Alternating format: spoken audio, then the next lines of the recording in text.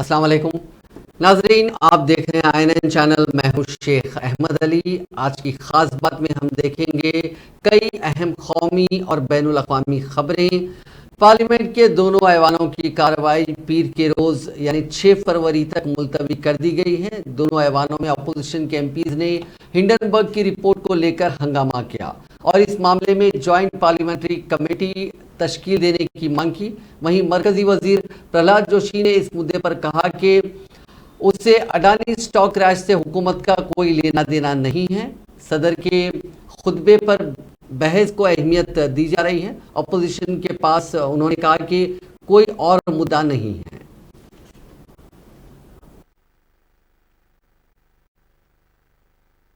स्वीकृति प्रदान की गई है वो कृपया 377 के अधीन अपने मामले सभा पटल पर प्रस्तुत कर दें।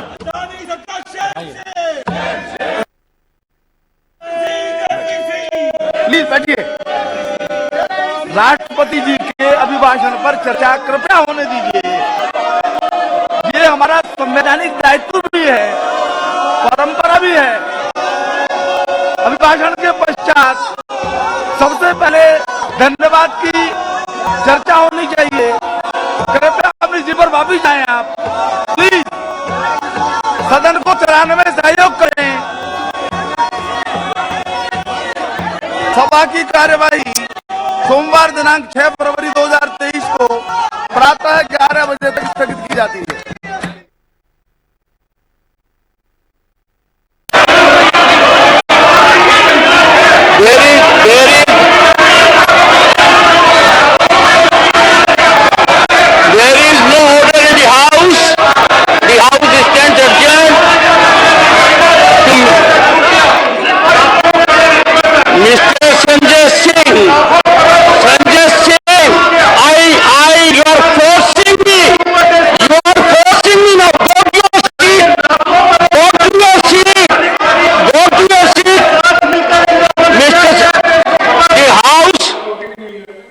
Stands adjourned to meet at 1100 hours on Monday, 6 February 2023.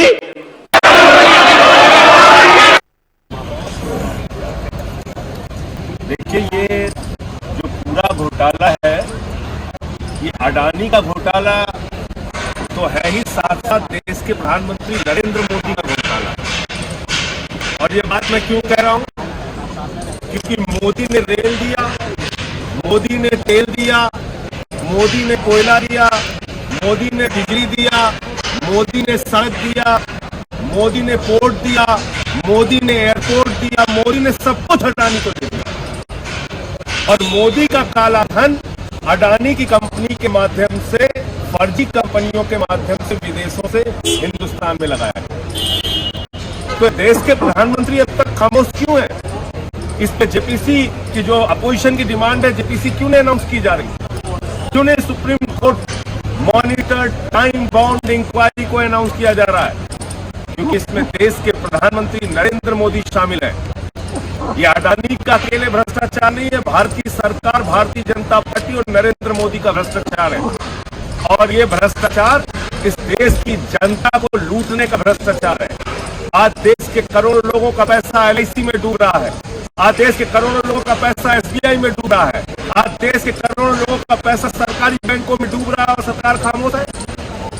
Parliament के अंदर हम लोग 267 का नोटिस देते हैं, कोई चर्चा कराने के लिए तैयार नहीं। जेपीसी की डिमांड करते हैं, सुप्रीम कोर्ट मॉनिटरिंग इंक्वायरी की डिमांड करते हैं, सरकार तैयार नहीं। क्यों? क्योंकि ये घोटाला, ये महाघोटाला, अमृतकाल में जहरीला घोटाला प्रधानमंत्री नरेंद्र मोदी के नेतृत्व में हुआ है। एक व्यक्ति के नाम सब कुछ नीलाम कर दिया गया, एक व्यक्ति को लाखों करोड़ रुपए का कर्जा दिलाया गया। इसलिए हम लोग जो डिमांड कर रहे हैं, 2 दिन हो गया, अभी तक सरकार के कान में जो नहीं रेंग रही। अब ये प्रोटेस्ट हमारा आगे भी जारी रहेगा। कांग्रेस की तर्जुमान सुप्रिया श्रीनेत ने कहा है कि ब्रिटेन के साबिक वज़ीर आज़म बोरिस जॉनसन के भाई लॉर्ड जो जॉनसन ने अडानी एंटरप्राइजेस से जुड़ी कंपनियों के डायरेक्टर के ओहदे से इस्तीफा दे दिया है। इस मामले में 7 समुंदर पार के इंस्टीट्यूशंस भी मुतफक्किर हैं और कार्रवाई कर रहे हैं, लेकिन उन्होंने इल्ज़ाम लगाया कि मोदी हुकूमत खामोश है और ऐसे खामोश है जैसे कि कुछ हुआ ही नहीं।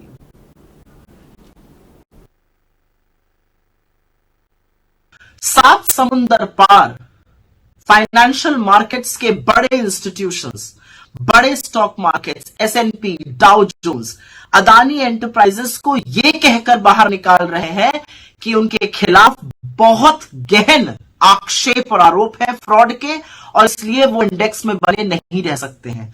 सात समुंदर पार जो जॉनसन एलारा कैपिटल के डायरेक्टर थे, जिन्होंने अडानी के एफपीओ में पैसा लगाया था और पूर्व यूके के प्रधानमंत्री बोरिस जॉनसन के भाई हैं, उनको अपने पद से, डायरेक्टर थे लारा कैपिटल में, उनको अपने पद से रिजाइन करना पड़ा। लेकिन हिंदुस्तान में सात समुंदर पार इंस्टीट्यूशंस जो है आक्षेपों को लेकर चिंतित हैं और एक्ट कर रहे हैं, लेकिन हिंदुस्तान में ऐसा लग रहा है मानो जी कुछ हुआ ही ना हो। सेबी से एक शब्द सुनाई नहीं देता है। कहां है एसएफआईओ, कहां है आरओसी, कहां है ministry of corporate affairs. Government of India तो ऐसे बर्ताव कर रही है शुतुरमुर्ग की तरह कि उन्होंने जमीन के नीचे सर कर लिया है और मानो कुछ हुआ ही ना हो। तो असलियत यह है कि अडानी जी जो हैं वो सबको ले डूब रहे हैं। कैपिटल मार्केट्स में, मतलब दलाल स्ट्रीट पर 15 लाख करोड़ का नुकसान हुआ है 24 जनवरी से आज तक। 15 लाख करोड़ डूबे हैं। 10 लाख करोड़ अडानी जी के डूबे हैं, लेकिन 5 लाख करोड़ उन रिटेल इन्वेस्टर्स के डूबे हैं जिन्होंने इस विश्वास से पैसा मार्केट में लगाया था कि वो मार्केट के चलते बढ़ेगा, पर उनको भी झेलना पड़। उनका अडानी से कोई लेना देना नहीं है। वो शायद हिंदुस्तान की 4000 से ज्यादा जो लिस्टेड कंपनीज है, जो अच्छे से चलती हैं, जो साफ सुथरी है, जिसमें कॉर्पोरेट गवर्नेंस है, उसमें पैसा लगाया हुआ है, लेकिन भुगतना उनको भी पड़ रहा है अडानी जी के कुकर्मों को और सरकार की मिली भगत को। तो सरकार एक्ट क्यों नहीं कर रही है, ये सवाल है। क्यों सेबी कुछ नहीं कर रहा है, क्यों एसएफआईओ कुछ नहीं कर रहा है, कहां है ईडी, कहां है एमसीए, कहां है आरओसी, कोई शब्द नहीं है। मोदी जी ने तो आंखों पर पट्टी बांध ली, क्योंकि वो तो दोस्ती निभाने पर तुले हुए हैं। वो तो सदन में भी चर्चा नहीं होने देते, सदन को सोमवार तक के लिए स्थगित कर दिया गया है। लेकिन सवाल यह पूछा जाएगा कि उस रिटेल इन्वेस्टर को कौन बचाएगा जो अडानी जी के कुकर्मों का फल भुगत रहा है, जिसके 5 लाख करोड़ से ज्यादा खत्म हो गए, नष्ट हो गए मार्केट में। अब अडानी जी कोई छोटी सी किराने की दुकान तो है नहीं। अडानी जी मोदी जी की कृपा से इस देश के सबसे बड़े, सबसे अमीर आदमी बन गए थे। उनकी मोनोपोली एयरपोर्ट पे है, उनका एकाधिकार मोनोपोली पोर्ट्स में है, उनकी मोनोपोली फूड एग्रीकल्चर में है। क्या गोडाउन, क्या वेयर हाउसेस, क्या खाने वाला तेल, सब में वो घुसे हुए हैं। फलों के बागान तक में वो घुसे हुए हैं। उनकी मोनोपोली रिन्यूएबल एनर्जी में है, उनकी मोनोपोली सीमेंट में है, उनके 10 लिस्टेड कंपनीज मार्केट में है, 5 और लिस्ट होने वाली थी। तो जब इतना बड़ा एक जो ग्रुप होता है और मोदी जी की कृपा से इतना बड़ा बना और इतनी जल्दी से विकसित हुआ ग्रुप है, जब डूबता है तो वो सबको ले डूबता है। ये इकोनॉमी को ध्वस्त करने की कुवत रखता है। और ये बात डाउ जोन्स, एसएनपी जैसे लोग, एससीटी ग्रुप जैसे लोग, क्रेडिट स्विस जैसे लोग पहचान रहे हैं, फिच जैसे लोग पहचान रहे हैं। लेकिन हमारे कांग्रेस पार्टी ने हिंडनबर्ग रिपोर्ट के खिलाफ 6 फरवरी को मुल्क भर में लाइफ इंश्योरेंस कॉर्पोरेशन के दफातर और स्टेट बैंक ऑफ इंडिया के दफातर के सामने मुल्क की सतह पर एहतजाज करने का फैसला किया। वाज़ेह है कि हिंडनबर्ग रिपोर्ट में अडानी ग्रुप के बारे में सनसनीखेज इंकशाफात सामने आए हैं। ये जानकारी देते हुए पार्टी के जनरल सेक्रेटरी केसी वेणुगोपाल ने कहा कि हुकूमत हिंदुस्तानी अवाम की मेहनत से कमाई गई रकम को वजीर आजम के करीबी दोस्तों को फायदा पहुंचाने के लिए खतरे में नहीं डाल सकती। वेणुगोपाल ने कहा कि एलआईसी ने अडानी ग्रुप में 36,474 करोड़ रुपए की सरमायाकारी की है, जबकि हिंदुस्तानी बैंकों ने अडानी ग्रुप में तकरीबन 80,000 करोड़ रुपए की सरमायाकारी की। वह ऐसा करते रहते हैं, यहाँ तक कि जब स्टॉक में हेराफेरी, अकाउंटिंग फ्रॉड और दीगर गलत कामों के इल्जाम रखते हैं। हिंडनबर्ग की रिपोर्ट सामने आने के बाद से अडानी ग्रुप को $100 बिलियन का नुकसान हुआ है। अडानी ग्रुप पर हिंडनबर्ग की रिपोर्ट पर जुमेरात को पार्लियामेंट से बाजार तक हंगामा मचा रहा। अमेरिकी स्टॉक एक्सचेंज डाउ जोन्स ने अडानी एंटरप्राइजेस को सस्टेनेबिलिटी इंडेक्स से बाहर कर दिया। इसके बाद कंपनी के शेयर 35% तक गिर गए। हालांकि इसके बाद शेयर में रिकवरी की गई और सिर्फ 2.19% की गिरावट के साथ 1,531 रुपए पर बंद हुए। निचले सतह से शेयरों में 50% की रिकवरी देखने को मिली। 24 जनवरी की शाम को हिंडनबर्ग की रिपोर्ट आने से पहले अडानी एंटरप्राइजेस के शेयर की कीमत 3,400 रुपए के करीब थी। जुमेरात को यह करीब 1,000 रुपए तक नीचे आ गई, फिर रिकवर होकर 1,531 रुपए पर बंद हुई। अमेरिका की रिसर्च फर्म हिंडनबर्ग की रिपोर्ट सामने आने के बाद से अडानी ग्रुप का बुरा दौर शुरू हो चुका है। रिपोर्ट जारी होने के तकरीबन एक अशरा गुजर चुका है, लेकिन इसका मनफी असर अडानी ग्रुप पर अब भी लगातार पड़ रहा है। हिंडनबर्ग की रिपोर्ट के सबब अडानी ग्रुप्स की कंपनियों के शेयर्स में जो गिरावट, जो सुनामी आई है, उसने गौतम अडानी की बादशाहत को हिलाकर रख दिया। उनकी दौलत में लगातार कमी हो रही है। जहां कुछ वक्त पहले तक वो दुनिया के अमीरों की फहरिस्त में तीसरे नंबर पर काबिज थे, अब वो टॉप 20 में भी नहीं है। अमीरों की फहरिस्त में गौतम अडानी हर दिन गोता लगा रहे हैं। दुनिया के तीसरे नंबर के रईस अडानी पहले टॉप 5, फिर टॉप 10 और टॉप 20 और अब टॉप 20 की अमीरों की फहरिस्त से भी बाहर हो गए। ताज़ा ब्लूमबर्ग बिलियनर इंडेक्स के मुताबिक गौतम अडानी इस वक्त 22वें मकाम पर पहुंच गए। दूसरी तरफ फेसबुक के बानी मार्क जुकरबर्ग ने अमीरों की फहरिस्त में लंबी छलांग लगाकर 12.5 अरब डॉलर का उनकी मिल्कियत में इजाफा हुआ और वो दुनिया के अमीरों की फहरिस्त में 13वें मकाम पर पहुंच गए। सुप्रीम कोर्ट ने जुमे को अदालत उज़्मा के कॉलेजियम की जानिब से सिफारिश करने के बाद अदालत आलिया के जजों के तबादले को मंजूरी देने में ताख़ीर पर मरकजी हुकूमत को तंबिया करते हुए कहा कि इसके नतीजे में इंतजामी और अदालती दोनों तरह की कार्रवाइयाँ की जा सकती हैं, जो कि खुश आइन बात नहीं होगी। जस्टिस संजय किशन कौल और जस्टिस अभय एस ओका की बेंच ने मरकज की नुमाइंदगी कर रहे जनरल आर वेंकट रमानी से कहा कि हमें कोई मौक़िफ़ इख्तियार करने पर मजबूर ना करें, क्योंकि वो बेहतर नहीं होगा।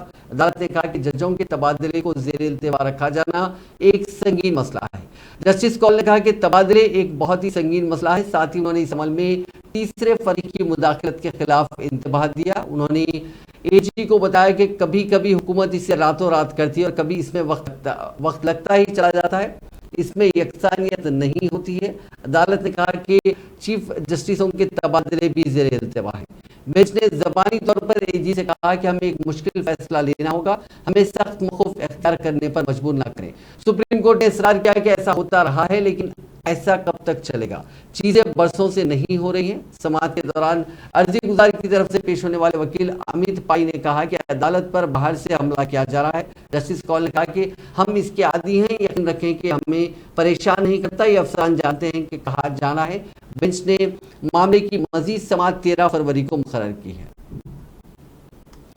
सुप्रीम कोर्ट ने 2002 के गुजरात फसादात पर बीबीसी की दस्तावेजी फिल्म पर पाबंदी लगाने के मरकज के फैसले को चैलेंज करने वाली एक अर्जी पर जुमा यानी 3 फरवरी को समाअत करते हुए मोदी हुकूमत को नोटिस जारी किया। सुप्रीम कोर्ट ने मरकज की मोदी हुकूमत से 3 हफ्तों में जवाब तलब किया है। इसके साथ ही सुप्रीम कोर्ट ने इस मामले की समाअत अप्रैल तक के लिए मुलतवी कर दी, यानी अब इस मामले की समाअत अप्रैल के महीने में होगी।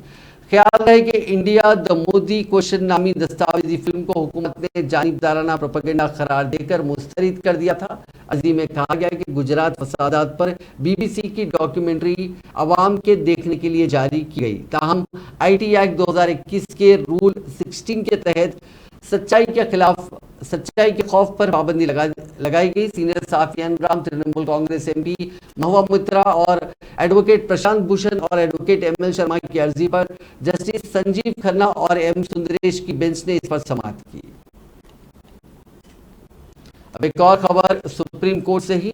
सकल हिंदू समाज 5 फरवरी को मुंबई में हिंदू जन आक्रोश रैली निकालने वाला है। इसके पहले ही सुप्रीम कोर्ट में शाहीन अब्दुल्ला ने इस रैली पर रोक लगाने के लिए पिटीशन दायर की थी। पिटिशनर्स का कहना है कि इस रैली के दौरान मुस्लिम मुखालिफ भड़काऊ भाषण दिए जा सकते हैं, इसलिए कोर्ट इस मामले में दखल दे। मामला जस्टिस KM जोसेफ और जस्टिस JB पारदीवाला की बेंच पे था। सुनवाई के दौरान सॉलिसिटर जनरल तुषार मेहता ने अंडर टेकिंग दी। बेंच ने कहा कि अगर महाराष्ट्र हुकूमत सकल हिंदू समाज को रैली की परमिशन देती है तो जिम्मेदार ओहदेदार भड़काऊ तकरीर देने वालों पर फौरी एक्शन लेंगे। इसके लिए वो पूरे इवेंट की वीडियोग्राफी करें, जिससे कोर्ट में भी जमा किया जाए। इसके अलावा कोर्ट ने 29 जनवरी के दौरान दिए गए भड़काऊ भाषणों के इल्जामात की जांच करने के अहकाम भी दिए। सॉलिसिटर जनरल मेहता ने पिटिशनर पर सवाल उठाते हुए पूछा कि केरल का एक पिटिशनर महाराष्ट्र में होने वाले प्रोग्राम को लेकर परेशान क्यों है।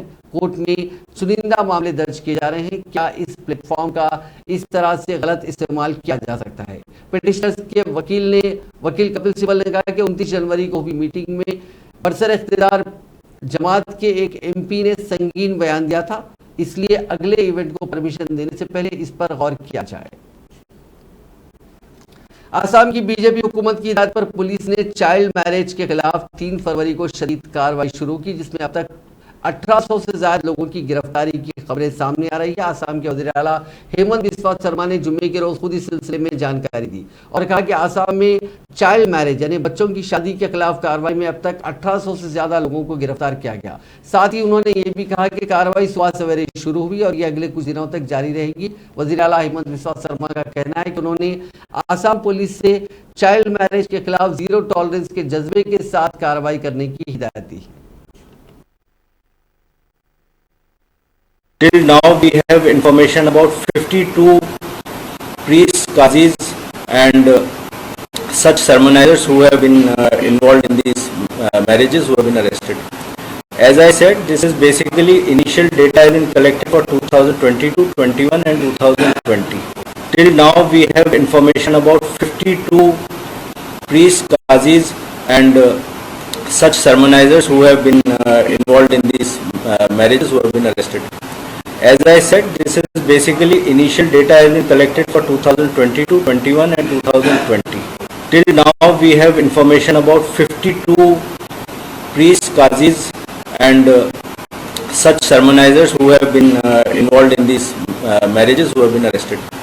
As I said, this is basically initial data has been collected for 2022, 21, and 2020.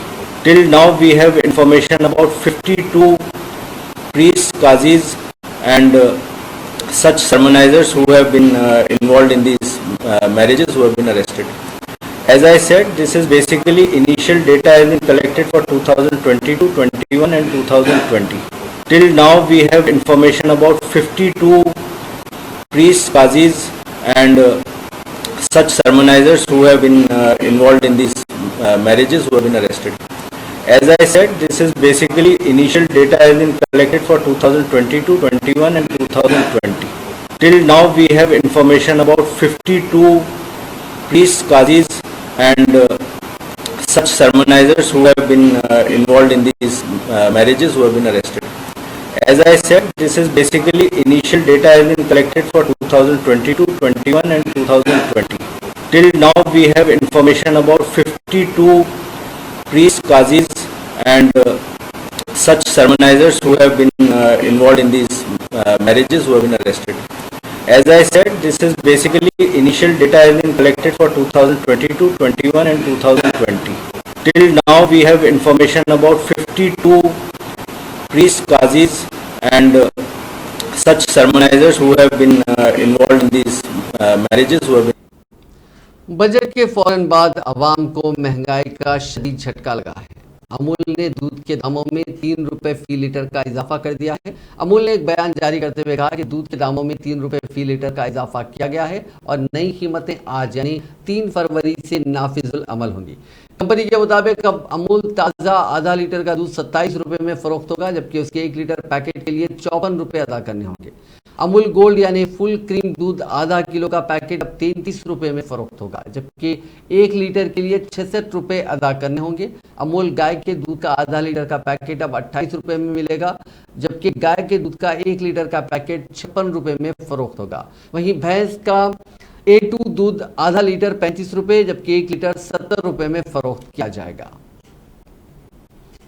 Tripura में असेंबली इंतखाबात के लिए बीजेपी ने मुहिम शुरू कर दी है। जुमे के रोज पार्टी के सदर JP नड्डा त्रिपुरा पहुंचे। वहां उन्होंने अमरपुर और कुमारघाट में 2 मुख्तलिफ पब्लिक मीटिंग्स को मुखातिब किया। नड्डा ने कहा कि 9 साल पहले भारत घुटने टेकने वाला मुल्क था, फैसला ना लेने पाने वाला मुल्क था। पीएम मोदी की क़यादत में भारत उम्मीदों पर खरा उतरा और एक नया मुल्क बना, ये छलांग लगाने वाला मुल्क बन गया है। मीटिंग्स के बाद नड्डा ने गोमती में एक पार्टी वर्कर के घर केले के पत्ते पर खाना भी खाया। मैं यहाँ आपके सामने यह भी बताना चाहता हूँ कि हम त्रिपुरा को कैसे देखते हैं। हम त्रिपुरा को देखते हैं शांति के लिए, यहाँ शांति लाई। हम त्रिपुरा को देखते हैं ऊर्जा के विकास का युग। हम त्रिपुरा को देखते हैं पर्यटन के विकास का यहाँ पर संभावना है। हम त्रिपुरा को देखते हैं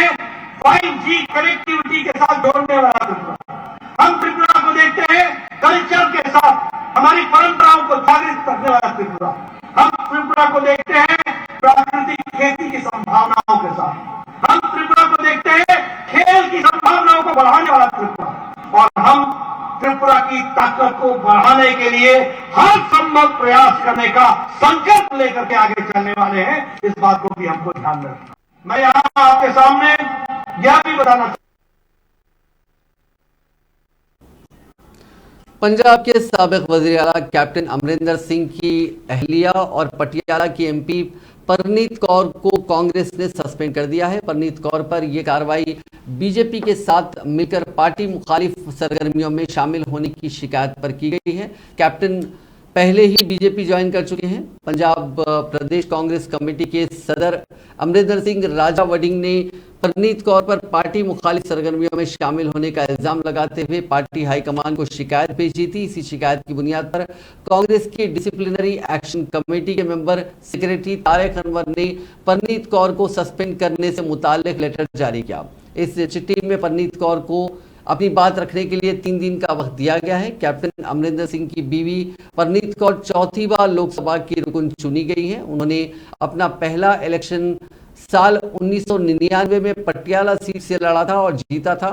2004 और 2009 के लोकसभा इंतखाबात में वो पटियाला से जीती थी। इसी दौरान वो मनमोहन सिंह हुकूमत में मरकजी वजीर भी रह चुकी हैं। साल 2014 के लोकसभा इंतखाबात में परनीत कौर आम आदमी पार्टी के धर्मवीर गांधी से हार गई थी। 2019 के इंतखाबात में वो फिर जीतकर पार्लियामेंट पहुंची। उस वक्त पंजाब में कांग्रेस की हुकूमत थी और कैप्टन अमरिंदर सिंह वजीर आला थे। 2021 में नवजोत सिंह सिद्धू की वजह से कैप्टन अमरिंदर सिंह और कांग्रेस हाईकमान के रिश्तों में खटास आ गई। कांग्रेस हाईकमान ने जुलाई 2021 में सिद्धू को पंजाब यूनिट का सदर बनाया और सितंबर 2021 में कैप्टन से सीएम का ओहदे से इस्तीफा मांग लिया। कोटा में छठी मंजिल से गिरने से एक कोचिंग स्टूडेंट की मौत हो गई। जुमेरात की रात करीब 11:15 बजे वो अपने 3 दोस्तों के साथ बालकनी में बैठा था। कुछ देर बाद चारों दोस्त उठकर जाने लगे। इसी दौरान वो तालिब इल्म उठकर चप्पल पहनने लगा, उसका बैलेंस बिगड़ गया। पास ही बालकनी में लगी जाली को तोड़ते हुए वो सीधे नीचे जा गिरा। डीएसपी अमर सिंह ने बताया कि मरने वाले की पहचान ईशांशु भट्टाचार्य के तौर पर की गई। इस लड़के की उम्र 20 बरस है। वो वेस्ट बंगाल का रहने वाला है। वो कोटा के जवाहर नगर इलाके में रहकर नीट की तैयारी कर रहा था। एयर इंडिया एक्सप्रेस की परवाज में आग लगने की खबर सामने आई है। बताया जा रहा है कि इंजन में आग लगने के बाद अबू धाबी एयरपोर्ट पर तैयारे की महफूज हंगामी लैंडिंग की गई। तैयारा अबू धाबी से केरला की कालीकट आ रहा था। बताया जा रहा है कि फ्लाइट में 184 मुसाफिर सवार थे। इंजन में फनी खराबी के बायस तैयारे में आग लग गई। जैसे ही तैयारे के पायलट ने आग के शोलों को देखा तो उसने तैयारे की अबू धाबी एयरपोर्ट पर हंगामी लैंडिंग करा दी। एयरलाइन के मुताबिक तमाम मुसाफिर महफूज हैं। इंजन में आग क्यों लगी, इसकी तहकीकात की जा रही है। अब बात पठान की। पठान का थिएटर्स में ब्लॉकबस्टर रन जारी है। ट्रेड एनालिस्ट तरन आदर्श के मुताबिक फिल्म ने रिलीज के 90 दिन 15 करोड़ का कलेक्शन किया। इस हिसाब से फिल्म का हिंदी नेट कलेक्शन 351 करोड़ रुपए हो गया।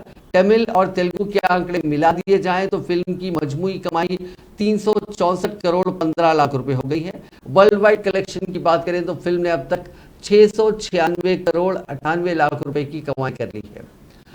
डोमेस्टिक रिकॉर्ड पर नजर डालें तो पठान ने सलमान खान की फिल्म टाइगर जिंदा है और रणबीर कपूर की फिल्म संजू के लाइफ टाइम कलेक्शन को पीछे छोड़ दिया। अब इसके आगे आमिर खान की फिल्म दंगल है, जिसके हिंदी वर्जन ने 374 करोड़ 43 लाख रुपए की कमाई की थी। दंगल के रिकॉर्ड को तोड़ने के साथ ही पठान सबसे ज्यादा कमाने वाली बॉलीवुड फिल्म बन जाएगी।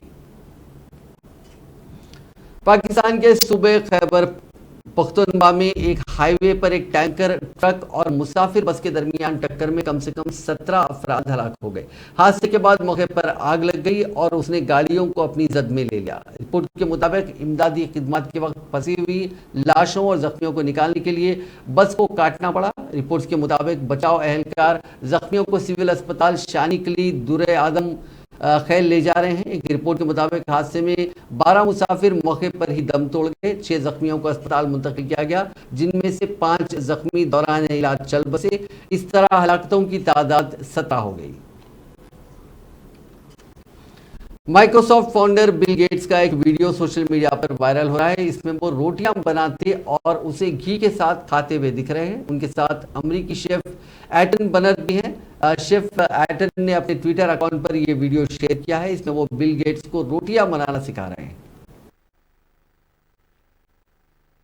Today I'm making homemade roti with Bill Gates. I just came back from India and I actually went on a wheat farm and I learned also how to make roti. Finely ground whole wheat flour, a little bit of water and salt right in there, and then stir that up. It's the last time you think you cooked. Well, if heating soup counts, I do that regularly. Oh, but okay, I think that counts. If you start with ingredients like this, it has been a long time. Well, I'm glad to get Chef Phil back in business. We have our dough. Now we are going to roll it out. The key to making roti is you want it to be like a perfect circles. I start rolling away. I'm not getting too circular. Yeah, a little more oval, right? Almost as good as yours. Yeah, basically the same thing. Then over here, this is a traditional Indian tawa right on there, and then this will cook for just about 2 to 3 minutes per side. Once it's done cooking, brush it with ghee and enjoy. Pretty good. Delicious. Is the chef Bill approved? Very much. Today making homemade roti. अब बात तेलंगाना की। तेलंगाना कानून साज assembly council के budget इजलास 2023 का governor Telangana doctor Tamilisai Soundararajan के खुतबे से आज आगाज हुआ।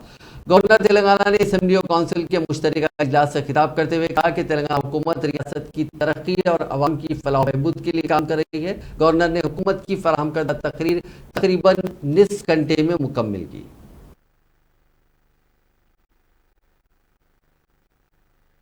Inclusive and comprehensive development of Telangana has become a role model for the country. The state is progressing in a phenomenal manner on every front. Extraordinary success of the state of Telangana is due to the blessings of the people, the skillful administration by the Honorable Chief Minister, the hard work of the people's representatives, and the dedication shown by the government employees. There was a time when the state suffered due to power cuts and darkness across the state.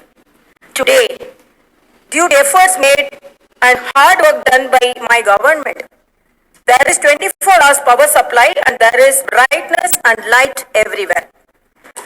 There was a time when the entire agriculture sector was distressed. Today, the state is able to supply food to the rest of the country and has become the granary of the country.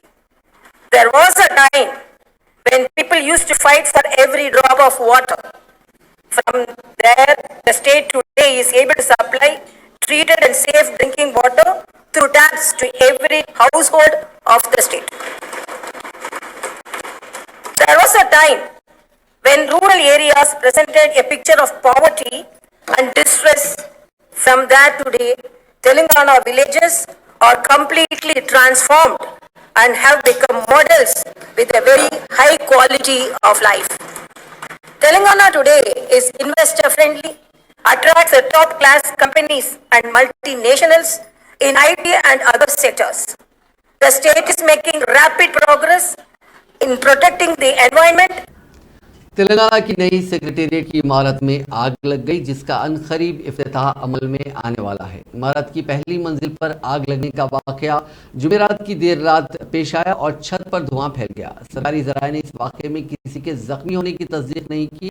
आग मुबैना तौर पर इमारत की निचली मंजिलों में लगी, जहां लकड़ी और प्लास्टिक का सामान रखा गया था। ये वाज़ेह नहीं हो सका कि आग शॉर्ट सर्किट की वजह से लगी। 11 फायर इंजनों को तलब करके आग पर काबू पा लिया गया। पुलिस ने सेक्रेटेरिएट के आसपास ट्रैफिक तहदीदात आयद की और DGP fire services Y Nagireddy मकाम वाक़े पर पहुंच गए। नाज़रीन, आज की खास बात में बस इतना ही। आपसे कल मुलाकात होगी नई खबरों के साथ। आप देखते रहिए INN चैनल।